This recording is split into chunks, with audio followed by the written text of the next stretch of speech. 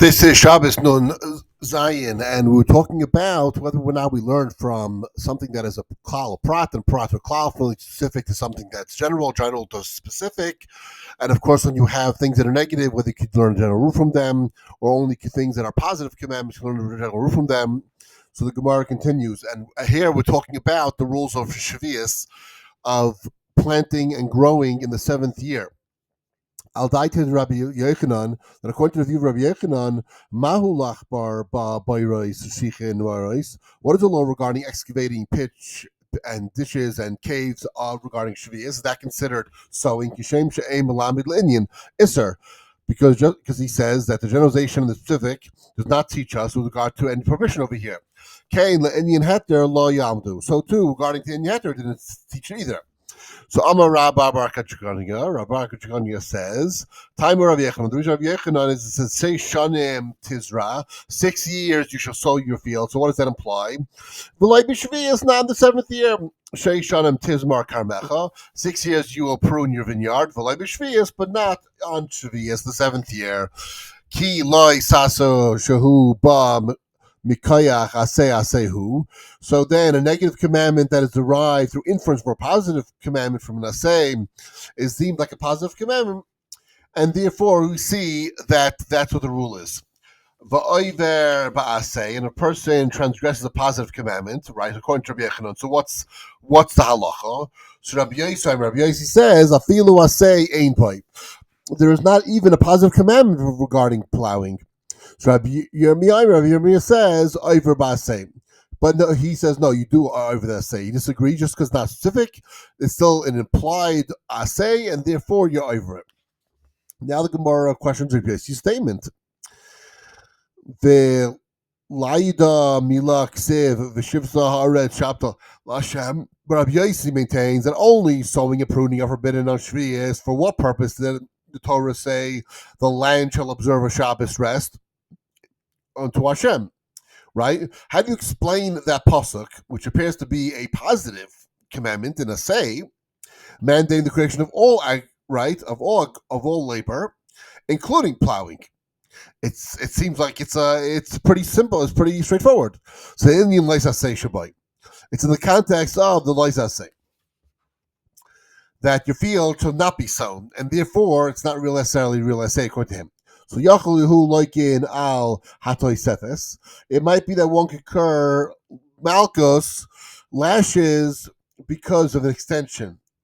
Tosefes is something that the Rabbanon added. It's a Hilchos Rabbanon that they added to the Torah in order to give meaning and understanding and protection for the mitzvahs. So it could be as Tosefes, that's you get malchus, because obviously malchus anyway is Rabbanon. Rabbi Yochanan Pasar Masnisa. Rabbi Yochanan interprets the price as follows: Yachol Yehu Loikin Al Yidei Charishim B'Shvius. It might have been thought that one occurs malchus for plowing during Shvius. Rabbi Lezer Pasar La Masnisa. Rabbi Lezer interprets the brisa that Yachol Yehu Loikin Al Isra Shnei Prakim Roshainim. It might be that one occurs the lashes, the malchus, violating the prohibition in the two preparatory periods of Shvius. In other words, right before Shvius begins. Is Tanya Tani. So now there's a teacher of Brisa told like this: Sheish shanim tizra sodecha v'sheish shanim tizmar karmecha. The pasuk it says 6 years you shall sow your field, and 6 years you shall prune your vineyard. But obviously, which means on the Shvius you should not. This Tanya Tani, and there's the teacher of Brisa says sodcha loy sizra v'karmecha loy sizmar, making it exactly a negative commandment. But your field you shall not sow, and your vineyard you shall not prune. That makes it a lois, I'll say, very clear. Mandamar, the one that says Sheishanim Tizra Sodecha v'Sheishanim Tizmar Kamecha, making it positive commandments. Messiah Rabbi Yechanan, he supports Rabbi Yechanan. Why? Because the pasuk proves that there's no malchus of violating the Tosefes of Shvius, as like Rabbi Yochanan says. Uman demar sodcha lo yisizra v'karmecha lo yisizmar, the negative commandment. So Masil Rabbi Lezer supports a view of Rabbi Lezer, who explains that the Tosefes is a reference that during Shvius, but not during the pre-Shvius period. Good.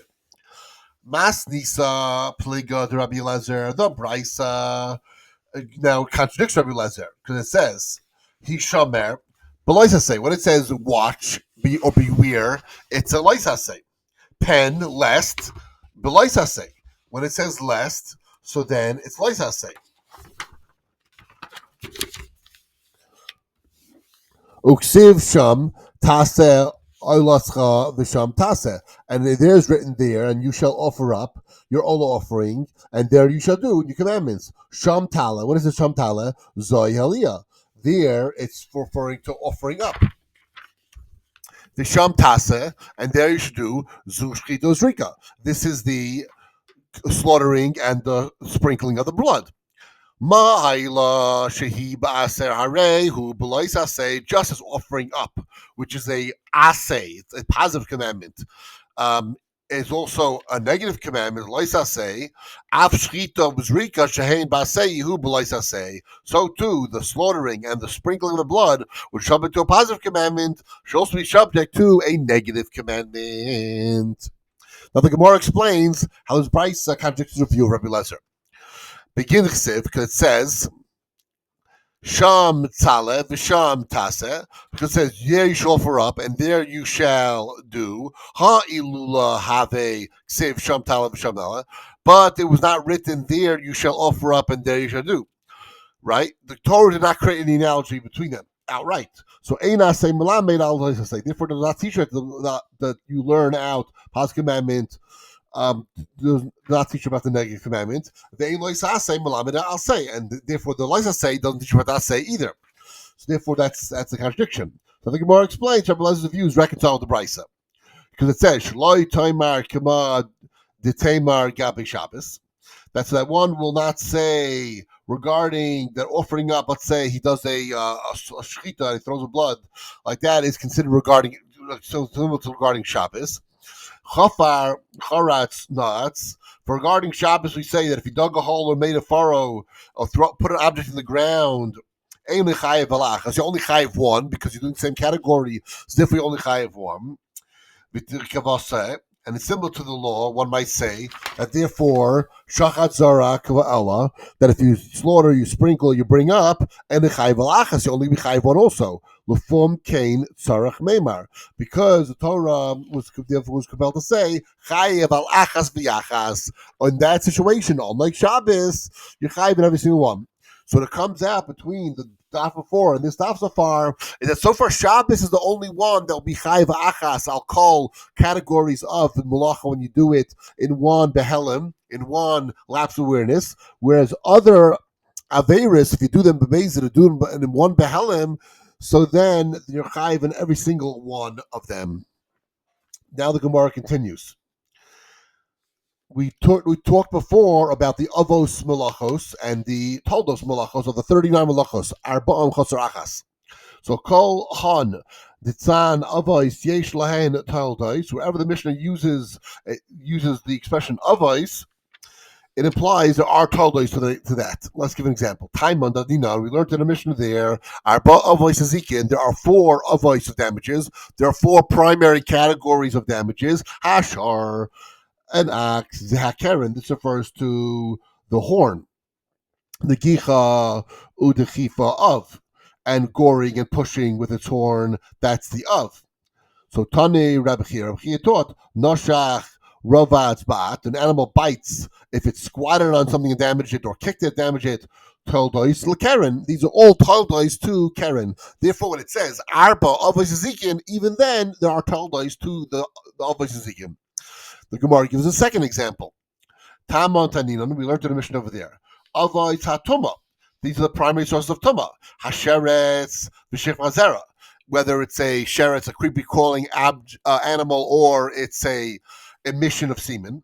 So Toildois Hasheretz Ein Zuhu. What are the Toildois of sheretz? So Rabbi Yehuda b'shem Rabbi Nachum Madafos. There's lighter forms of tuma. Mamadafos. What lighter forms of tuma could there be to this? Megais. In other words, contact with the sheretz, contact with the shechazera. Avatuma matame is a coil. The primary source contaminates everything with the tuma. Vlad hatoma, but the told of the toma einoi mitamai ela oichel umashkin.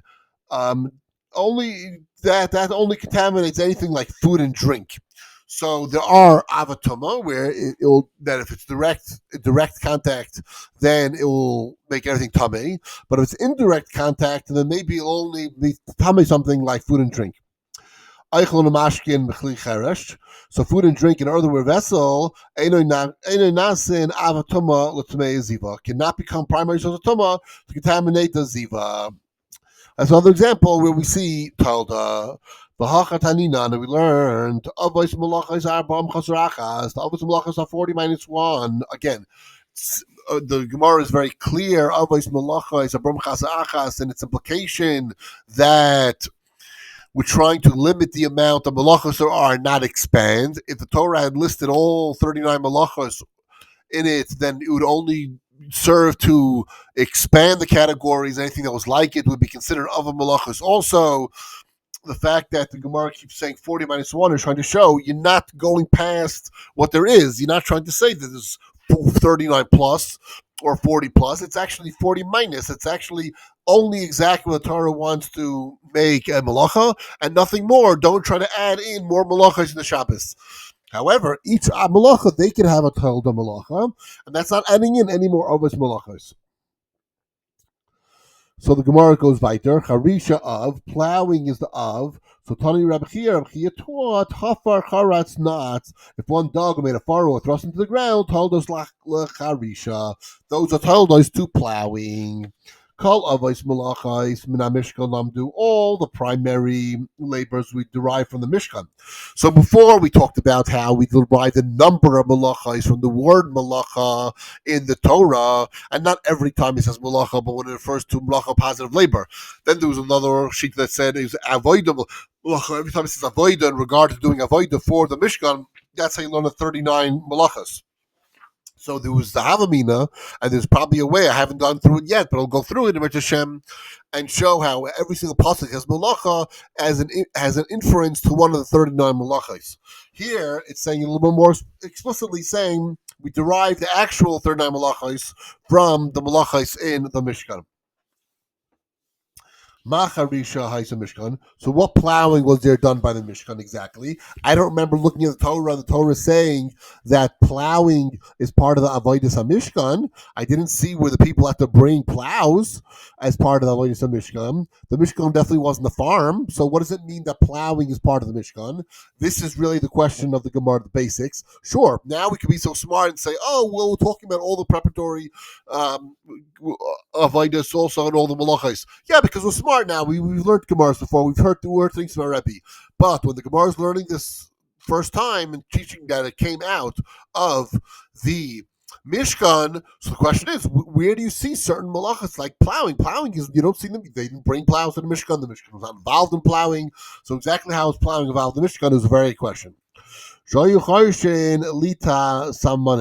plowed to make herbs. Okay, since they needed herbs, they had to plow to make the herbs. So all the process of making the herbs, the dyes, the flowers that made dyes for the Mishkan. So since you had to have the dyes for the Mishkan, so therefore what the Gemara is learning out now is not only with the actual work of making the Mishkan, in other words, making dyes, boiling the flour in water to make the actual dyes, so you could dye the materials. Not only is that a malacha, but let's make believe that they had to start from scratch. That's what is the chiddush here. It's a huge chiddush to say this, because the Mishkan was not involved in any plowing. The Mishkan was not. No one brought any plows to the Mishkan. It's an unbelievable chiddush to say that, and first of all, if you also look that they didn't really start with the plowing. They brought the flowers with them. Either they obtained them or they got them from Mitzrayim. They didn't plow in the desert. In the wilderness, for sure, they didn't plow. You don't see anywhere where they set up farmsteads in the Midbar. Now, we know that they were farmers in Mitzrayim, that the Pasuk says beferish, and they talked about all the vegetables they grew in Mitzrayim, and they wanted to be farmers again. They wanted to grow their own vegetable. So it's possible that they did the farming of these flowers that could be used for dyes. They did that in Mitzrayim, But clearly, when Hashem said, I'm going to make a Mishkan and I need things to make a Mishkan, they did not start plowing. That's not what they did for the Mishkan, nor did they do plowing then forward to continue getting these things. So once the Mishkan was built, it was built. So let's say you wanted to say it was for maintaining the Mishkan. It was for future materials that had to be dyed. But we don't see that they brought plows to Moshe to say, okay, we are now going to set up a farmstead to support the Mishkan. They didn't do that. They didn't have a farmstead to support the Mishkan. So to say that any of these malachos have to do with Avos, Malachos, and Shabbos is such a huge chiddush. We don't think about it because maybe we heard this from a Rebbe, but the way the Gemara is bringing it down, it's a huge chiddush to say that somebody that wasn't actually involved in Mishkan, but was a precursor to doing the Malachos Mishkan, are also included in the 39 Malachos. It's Peledic. It's really, really Peledic, and this is what the Gemara includes. Kama Yachroi Shvihi Chayiv.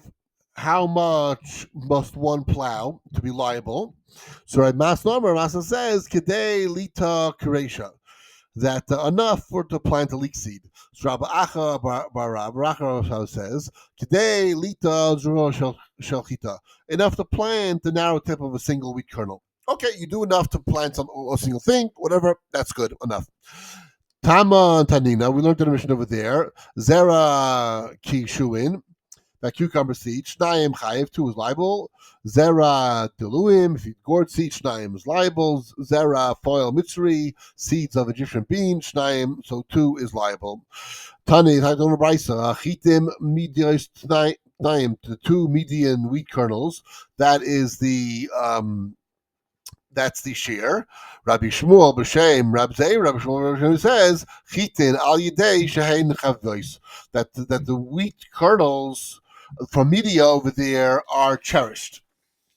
That asu oisan kishar zrein gina she'ina nechon, that the Chachamim consider them not as ordinary foodstuff, but as other garden seeds that are not designated for eating. They're special. I'm going to see the rest on Nun Ches.